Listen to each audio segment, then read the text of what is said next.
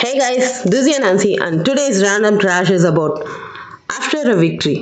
ரொம்ப நாள் கழிச்சு நான் நேற்று கிரிக்கெட் பார்த்தேன். அதுவும் விமன் ஐபிஎல் லைஃப்ல ஃபர்ஸ்ட் டைம் பார்க்குறேன். ஆர்சிபி வெர்சஸ் மும்பை சொல்லவே வேணாம். ஸ்மிதி வெர்சஸ் ஹர்மன் மாதிரி தான் இருந்துச்சு. எனக்கு ஹர்மன் ரொம்ப பிடிக்கும், ஆனால் ஸ்மிதி ரொம்ப ரொம்ப பிடிக்கும். அவ்வளோதான் வித்தியாசம். ஆர்சிபி ஜெயிச்சிருச்சு, வேற என்ன வேணும்? நான் ஹாப்பி, ஸ்மிதி ஹாப்பி, எல்லாரும் ஹாப்பி. ஆனால் ஜெயிச்சதுக்கு அப்புறம் தான் எனக்கு ஒன்று தோணுச்சு. எனக்கு தாங்க தோணுச்சு, நீங்கள் யாரும் அஃபெண்ட் ஆயிடாதீங்க. ஒரு விமன் ஐபிஎல் பார்க்க எனக்கு ஒரு விமன் வேர்ல்ட் கப் தேவைப்படுது.